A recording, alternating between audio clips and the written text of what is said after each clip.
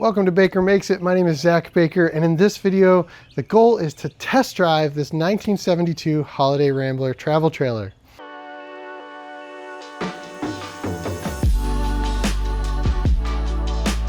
been working on this thing for 5 years. We've rebuilt the frame, we've painted it, we've gutted it, we've had the body off the frame. It's just been a huge process, and we're trying to take this camping in about a week. And I need to see how much this thing weighs and how's my truck going to handle it. I want to figure out how I need to tweak the weight front to back to make sure it's safe and make sure that we can get down the road without any major problems. But there's a lot we have to do before that happens. Before we get into that, check out this recap video of all the things we've done to get to this point.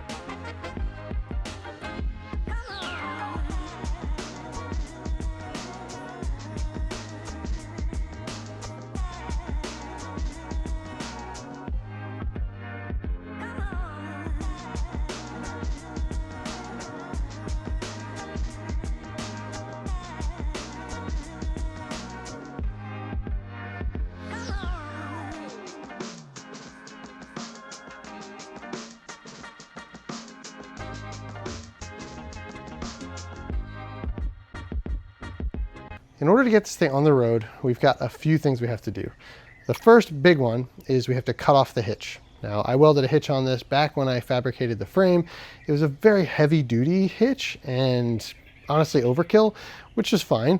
But I want to use a B&W Continuum weight distributing hitch.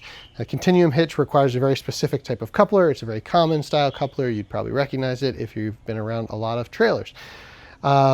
And I made the decision that it's worth cutting this off and putting the new one on. This is going to be a very difficult project. There's a lot of metal. There's a lot of metal to cut through in order to do that. I went really heavy duty. The big advantage here is we're going to save about 60 pounds right at the tip of the tongue versus my old weight distributing hitch. So that's why we're doing it. So we're going to get this cut off, and then we're going to get the new B&W hitch mounted. And in addition to that, we've got some wood inside, some stained wood that I've been working on. I've been trying to color match to the countertops, and it's just been fighting me the whole way. I messed up the first time. I had to sand it all down, tried again. I think we're finally ready to put it all back together. I put finish on the countertops and on this wood. We're going to get all that in, put the sinks back in, and then I think we're ready for a test drive. The first step here was to start cutting off this hitch. I ended up starting with a 7-inch grinder, but eventually switched to a Sawzall with a carbide blade because the grinder just wasn't cutting it for that last little bit there. Once we got that off, cut off this top plate and then just ground everything smooth before painting it. Finally, we grabbed the welder and welded on this new hitch here. Had a little issue with the welder, but we got through it, got this painted and feeling really solid. The new jack mounted on, we moved on to all of the brackets and everything that come with this B&W Continuum hitch. Unfortunately, I found out that my safety chain brackets were in the way, so I had to do a little trimming there before everything was lined up. But we got it all mounted up here, and I did it at night because it was a welcome break from the heat. Now we're ready to get the truck hitched up, so we put the hitch in here, add some grease as per the manual, and then we just kind of guess on the height. Get the truck under the ball here, and then we're going to go ahead and get this bracket attached. But we had an issue getting this jack foot out, so we used a bottle jack and got it connected. Had to relieve the pressure from the hydraulic cylinder here, get it connected, and then added some pressure, and you can see the back of the truck come on up. We're ready to take this thing for a test drive. Okay, so here's where we're at. The hitch is on, As of right now, the hitch is sitting pretty low to the ground, but my driveway is not totally flat and level. So I'm gonna pull this out into the street and see how this looks on a little more of a flat surface and figure out if we need to adjust up or down a little bit. I'd like to adjust up, but I wanna make sure that everything's sitting pretty level. I'm gonna check the brakes here as I start rolling, make sure those are working, and then we're gonna see what happens here. So let's give this a go. So we're in tow haul mode. So I'm gonna start moving here. I'm gonna squeeze the brakes.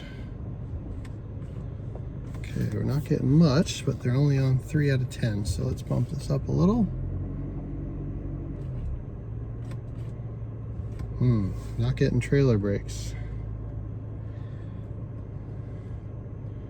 Bump this up to 9.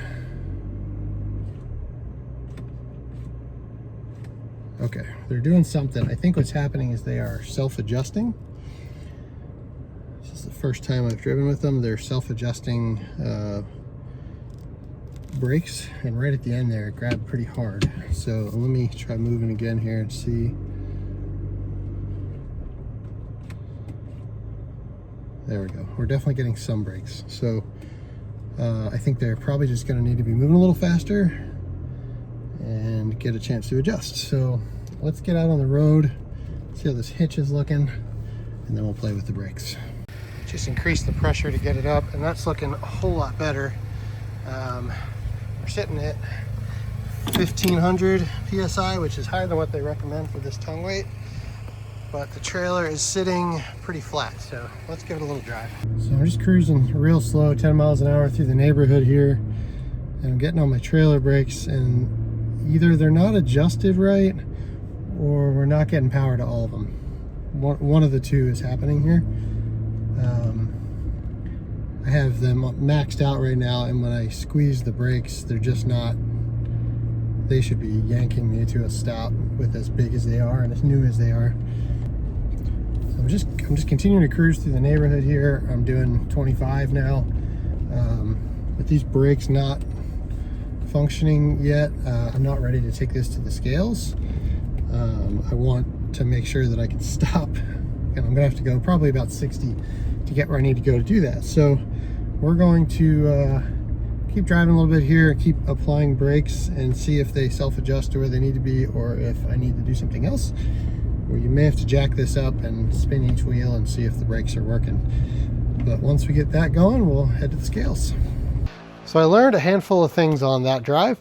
I think we got the hitch set up right. I think our starting height was good. We just had to add a little more pressure, and now it seems to be running really nice. The truck felt really good. It had plenty of power, but the brakes were still not acting right. And so before I took it out of the neighborhood, I pulled into my driveway. I got out a little temperature gun and I checked the drums. One drum was 190 degrees.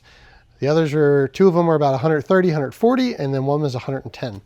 So I think one of 2 things is happening. Either I have a bearing issue, or that high temperature brake is the only one that's actually doing anything. I was braking a lot. I was manually squeezing the trailer brakes because I had read online, if you get up to about 20 miles an hour and you squeeze that and you do that 20 times, it's supposed to adjust the brakes. Maybe it did, maybe it didn't. I'm not sure. You know, it's possible I was dragging that one because I was applying so much juice to it and the others just weren't connecting. So what I want to do is jack it up, manually engage the brakes, spin the tire, see if it's grabbing. And I don't remember if I can manually adjust these. They're supposed to be auto adjusting, but I'll try to manually adjust, which is fine because I wanted to pull these and repack the bearings anyway before we hit the road. So I've ordered some seals. We're going to come back to this tomorrow when my wife is here and can hit the brakes for me. We're going to move on to some other stuff, but all in all, that was a win. We'll be back soon with some seals and we'll get started pulling this apart and we'll figure out what's going on.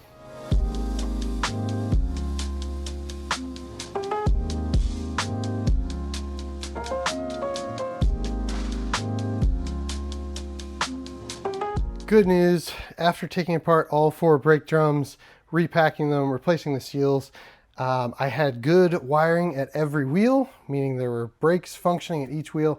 The issue was just it was out of adjustment.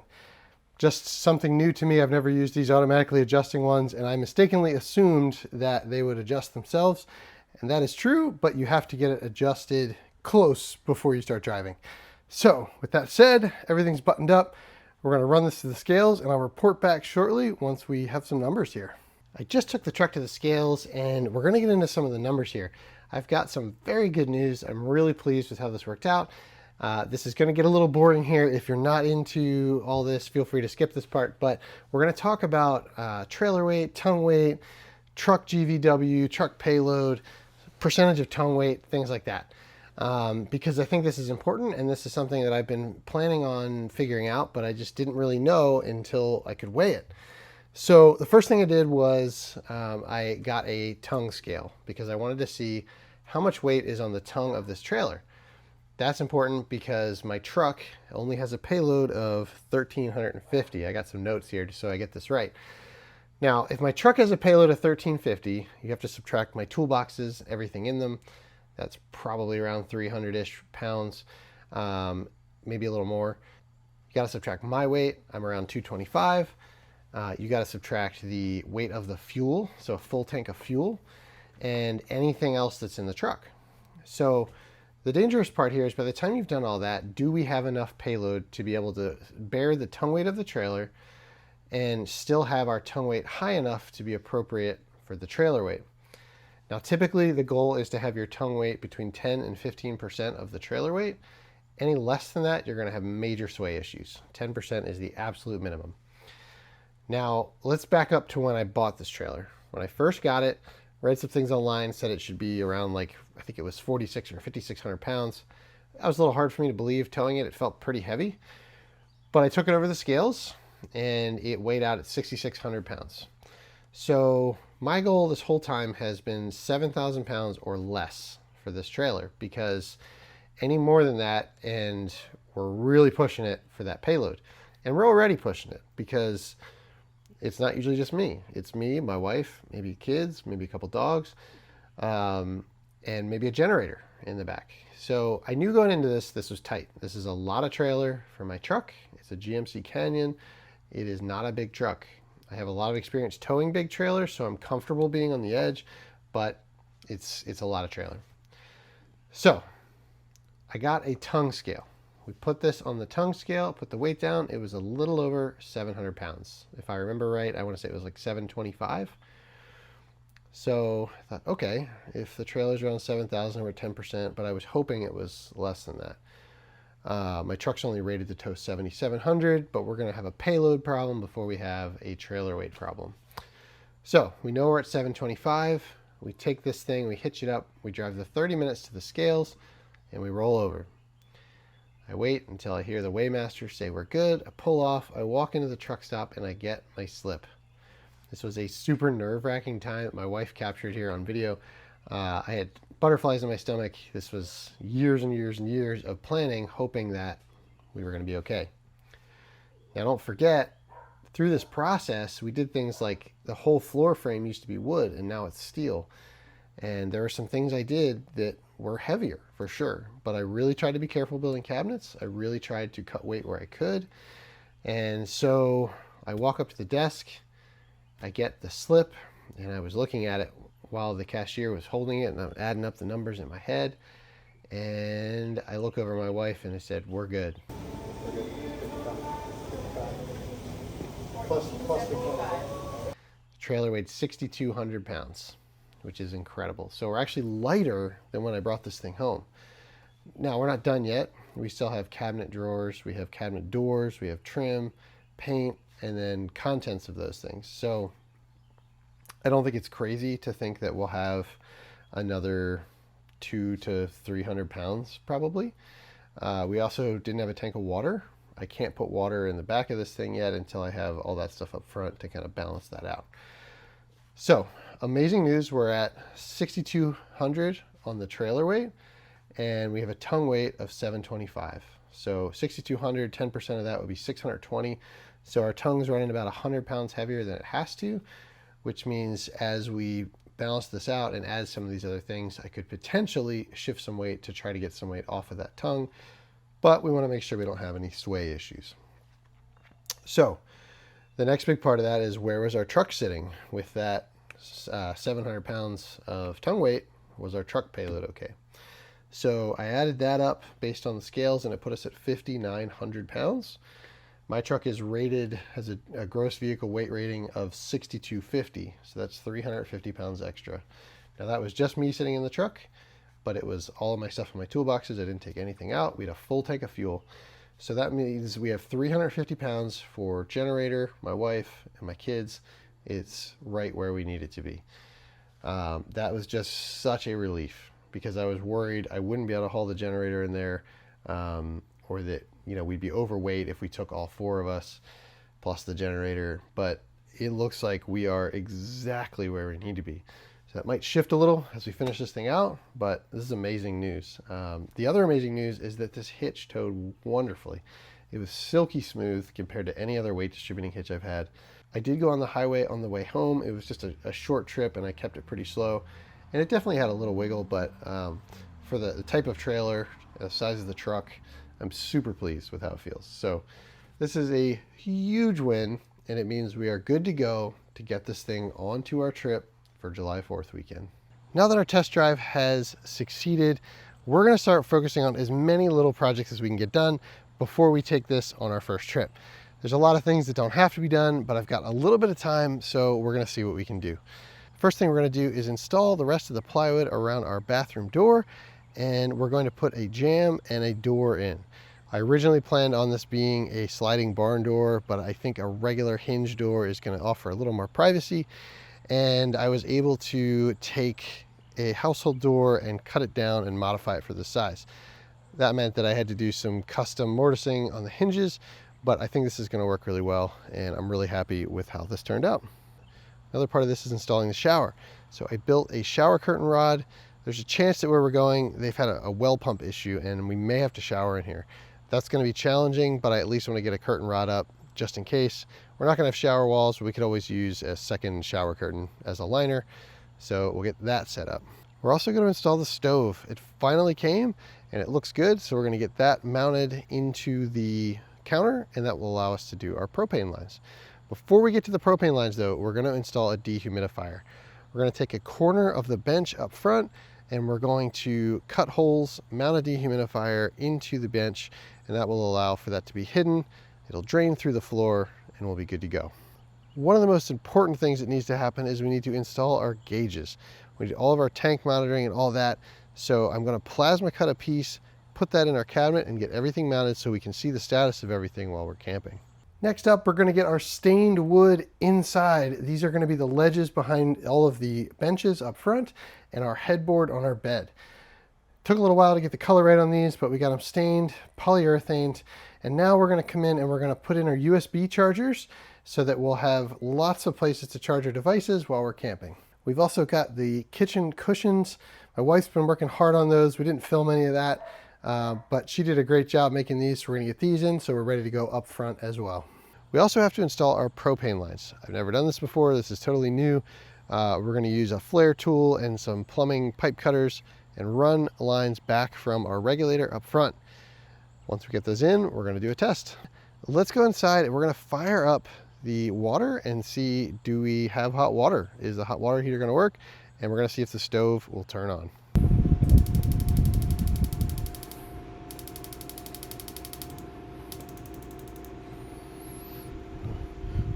All right, we've got flames. Had to purge the air out of there, but holy cow, is that hot. I can already tell I'm going to have to make some sort of guard around the back of this because that is way too close to the wood, but that's putting off some great heat. Test our hot water heater. I've got this hooked up to the hose so we don't need to run our pump, but we're going to go ahead and turn on our water heater. We got our screen on and our temperature set at 120. Okay, we're turning this on. I just heard the flame ignite in the hot water heater. So that's a great sign. Just gonna see if this gets warm now. Oh yeah, it's already getting warm. Woo! That's hot, hot. Awesome. So shut that off. We should hear, you guys won't be able to hear it, but I just heard the flame kick off, so that's fantastic. as I sit down and I look at where the camper is today, I am exhausted, but incredibly proud that I think this thing is ready to go. It doesn't look finished, but functionally I think we're there. There have been a lot of little details that I haven't captured here, but I will show you those things over time. It has just been an absolute rush to get this thing to a point where it can go on this trip. And there's a lot of things that are going to have to get done going forward, but I'm choosing at this point to say good enough. In this next video, we're going to be taking this on the first trip ever. I could not be more excited about this. I almost get emotional looking around because this is just so many days and weeks and years of my life here. And I'm just incredibly proud to see this come together. And I'm even more proud to get to share it with my family and to be able to hopefully enjoy a lot of memories in this space. So the next step is packing. It's time to hit the road. I will film some of that, but we're going to be driving 2 different cars because of some weird travel schedules. And so I'm going to try to focus on driving. And when we get there, I'm going to focus on spending time with family because I've lost a lot of time on this project and I want to make sure that that's the priority. So we'll check in along the way and we'll check in after the trip and we'll see how it does. But the next time this thing hits the road, it's going to Indiana. Thanks for following along. If you've watched this long, this has been a long journey and there's a lot left, but it's going to be really fun to see this thing come together. Let's hit the road. We'll see you on the next one.